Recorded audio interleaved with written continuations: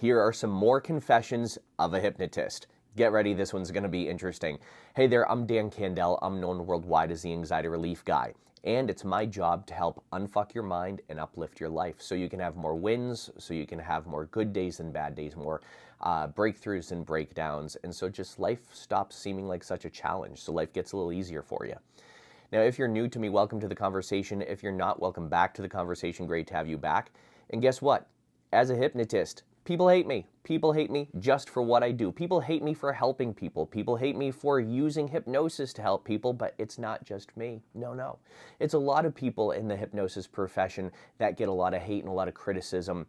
And the reason why is because of a lot of the myths and misconceptions about what hypnosis is and what it isn't, and also what people may use hypnosis for and what they don't. Now, hypnosis is a very different form of therapy and therapeutic intervention because hypnosis is not just used for helping people, it's also used for entertainment. Now, I actually started being a stage hypnotist, being a professional stage hypnotist. That was my gateway into the hypnosis profession when I was actually 13 years old. I just wanted to entertain. I wanted nothing to do with helping people, although I got into hypnosis through helping myself because I had a learning disability. And I used self-hypnosis to get my way out of that learning challenge. And I started helping other students, but in a fun and effective way. And then I started doing stage shows all over the place, and my parents, when I was 13, 14 years old, had to drive me to my shows because I didn't have a license yet. So my journey as a professional hypnotist has been a very interesting one. And then when I was about 15 years old, I started doing presentations at libraries and hotels to help people stop smoking, lose weight, reduce stress, and everything like that. And it worked out really, really well. But being a stage hypnotist, and I'm still a stage hypnotist as well, in addition to a clinical hypnotist, but being a stage hypnotist, it got me exposed to a lot of people really quick. And I didn't realize how many people thought what I did was evil, work of the devil, or mind control until I went to New Jersey. And I was doing a Catholic high school in New Jersey. And when I got to New Jersey, and by the way, I've been to New Jersey many times. Am I the only one that thinks New Jersey smells like a fart, like the entire way through? Am I the only one? Because I think it does, and I think we need to talk about that more. But we'll talk about that more in another video. So I get to New Jersey. It is my first year at this Catholic high school, and the show sold out. The show completely sold out. There wasn't a seat left in the theater. And about 5 minutes before the show, the headmaster of the school comes over to me and he says, "Mr. Candell, we have a problem." And I said, "What's the problem?" He said, "There are parents picketing and protesting in the parking lot at this very moment in time." And I'm like, "Protesting me?" He's like, "Yes." I goes, "Can I see?" He goes, "Follow me this way." So we start walking out to the parking lot. And there I see a bunch of parents picketing with signs that say, "Dan Candell," it's me, "is the spawn of Satan." And I'm like, oh, this is going to be good. So I find the HBIC, the head bitch in charge. And I knew it was her because she bedazzled her sign. She put a lot of glitz and glam, a lot of time and effort into this. It was bedazzled. There were like sequins and glitter everywhere. She put time into this. So I go up to her and I said, "Ma'am, you realize that hypnosis isn't the work of the devil. It's not evil. It's not mind control. We actually help a lot of people with it. Tonight we're going to have a lot of fun." And she looks at me like I have 18 heads. And then it occurs to me she has no idea who I am. I said, "Ma'am, do you know who I am?" And she goes, "No, I do not." Even though she's standing next to my 6-foot life-size poster, my like retractable banner I had, she was standing next to that. And I'm like, "I'm Dan Candell. I'm the one on your sign." And without skipping a beat, she steps back, she grabs her crucifix, and she goes, "You, sir, are the spawn of Satan." And I lost it. I looked at her and I goes, "Yes, I am." And she dropped that sign and ran away faster than the north wind. But then I went and I did the show and I made a joke of it in my show, and I've been telling that story ever since. But here's what happens though. A lot of hypnotists do get a lot of pushback from religious communities, from certain people that are afraid of or intimidated about hypnosis because they think hypnosis is mind control, or they think hypnosis is like a truth serum. In fact, I've had many spouses call me who think their spouse is cheating and say, can I bring my husband or wife in so I can find out what they've really been doing on their business trips? And I'm like, if you got to ask, you probably already know. But no, that's not how this works. And that's not what hypnosis is. And we get a bad rap sometimes because of things that sometimes happen in stage shows, because of what we see portrayed about hypnosis in the media. And it just boggles my mind, because hypnosis is something that is so beneficial and so helpful. And we as hypnotists also, we get a lot of challenges, because people come in sometimes, or people approach us with like a challenged type of attitude.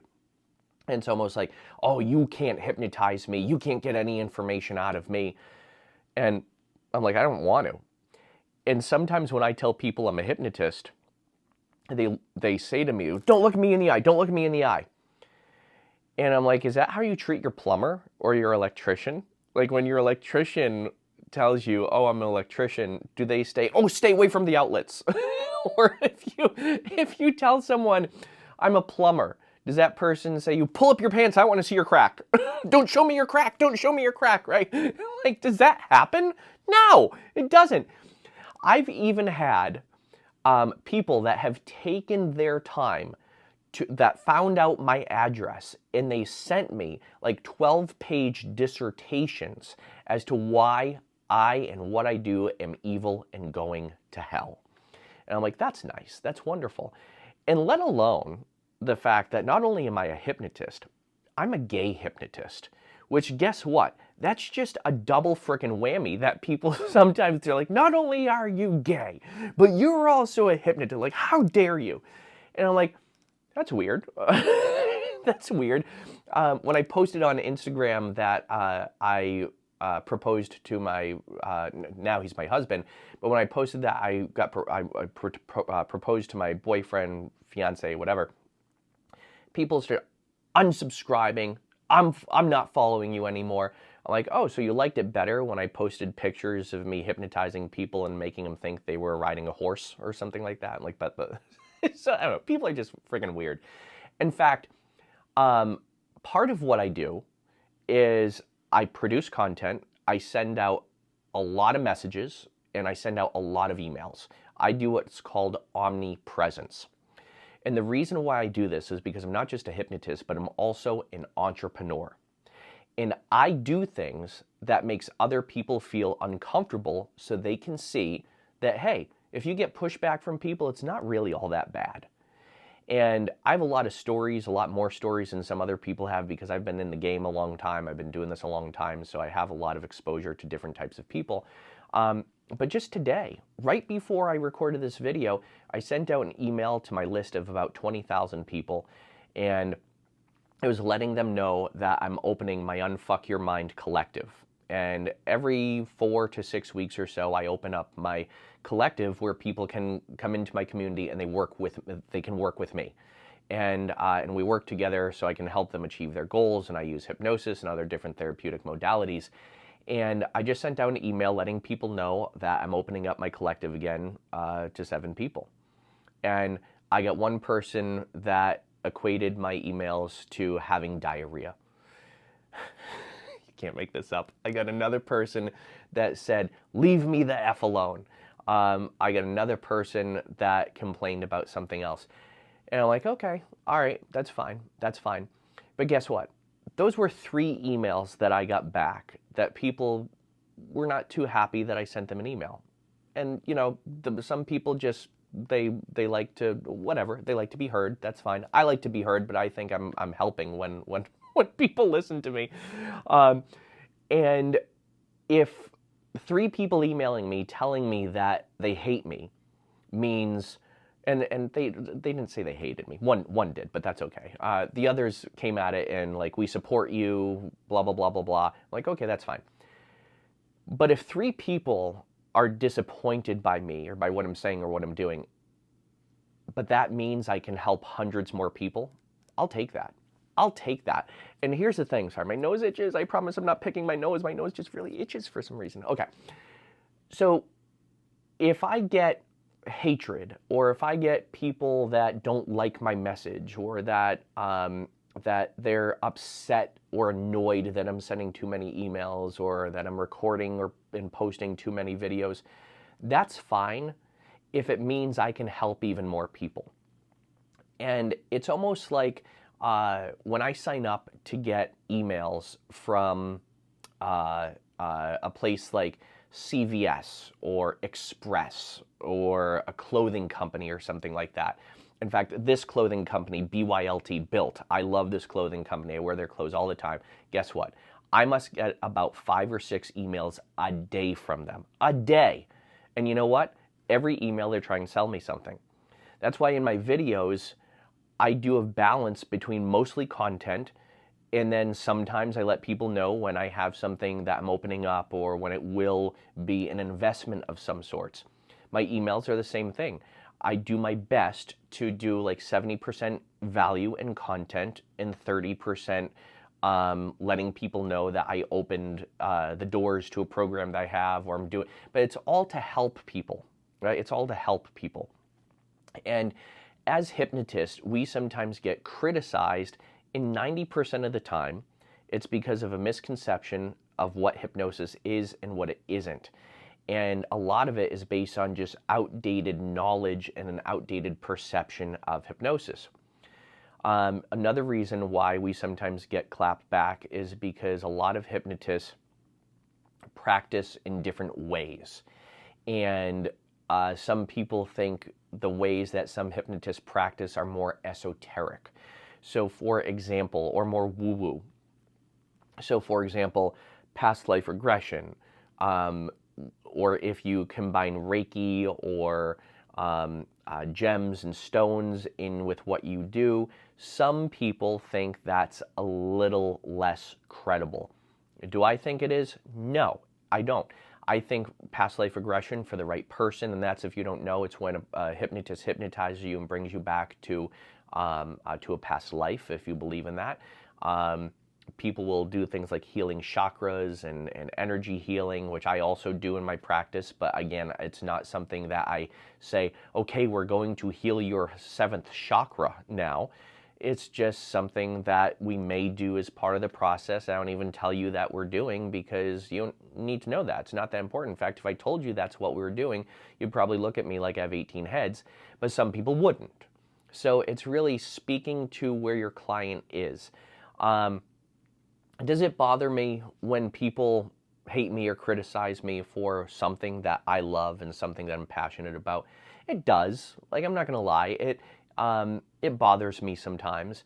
And 100 people can comment on this video and say how much they got out of it, how amazing what I do is, and how many people I help, and I literally have tens of thousands of people all around the world in my programs. I could have every single one of those people say, we love you, you're doing an amazing thing, keep going, keep doing it. And then I can have one person say, you're an asshole, I hate you, you annoy me, blah, blah, blah. And the reason why that will sometimes, like, I'll think about that a little bit more, is because that's not normal, right? It's not normal.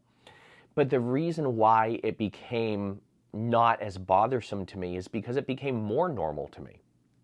And there's a therapeutic strategy called flooding. And flooding is when it's a part of exposure therapy. When you are so exposed to that which you are anxious about or afraid of, that you eventually discover it's not a threat because you're flooded and inundated with so much of it.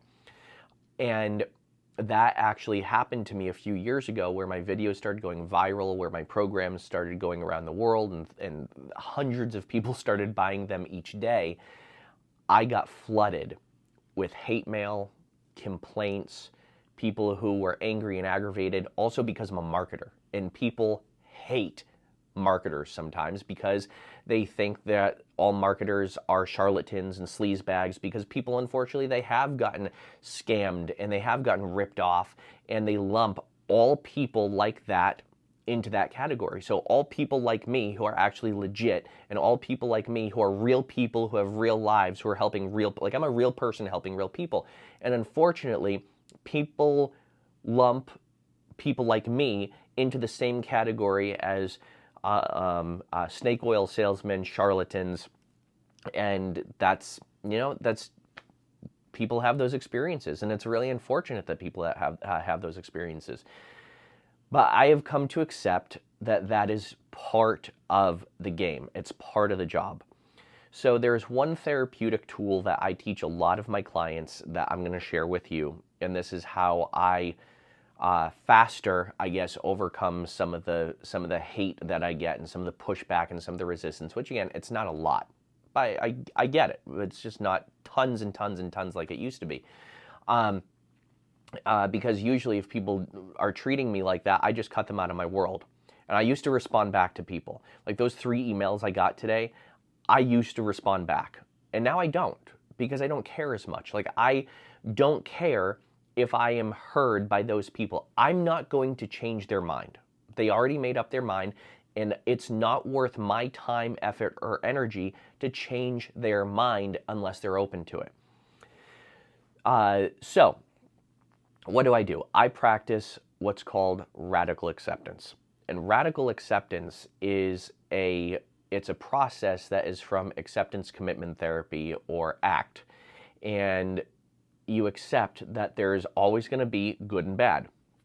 There's always going to be a balance. And that you never know what another person is going through.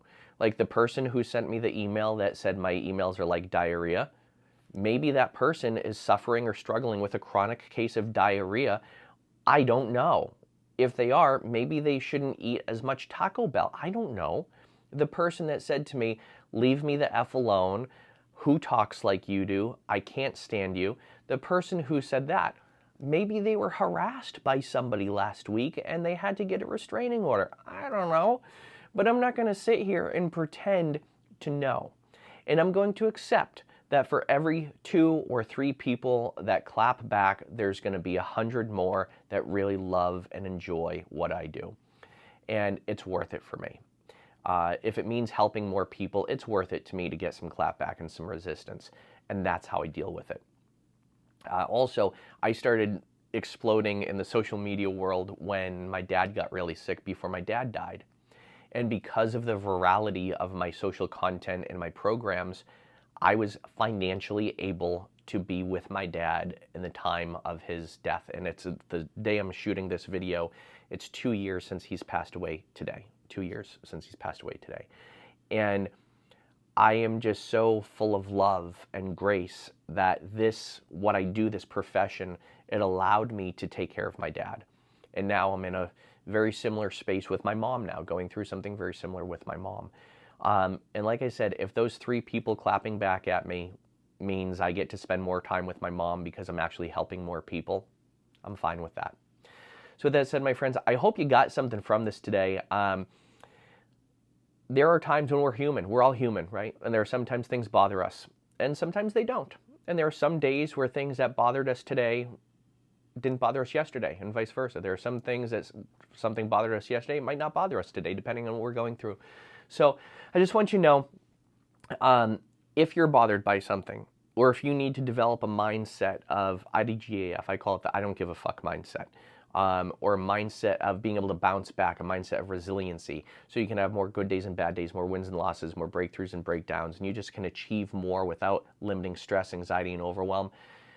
I highly recommend exploring my Unfuck Your Mind collective, where I help you unfuck your mind and uplift your life. All the details of that are in the comments below, so you can discover how to reach out to me and how to find out more information about that and everything like that. I only open about 7 to 10 spots a month, depending on how much bandwidth I have. This month we're opening up 7 spots. I already have 2 filled today. As always, be well, do good, be true to who you are, happy healing. And make sure you rate, subscribe, comment. Leave me a comment. Show me some love. You know, with some of the hate I got today, show me some love. All right, bye for now. Hasta la pasta.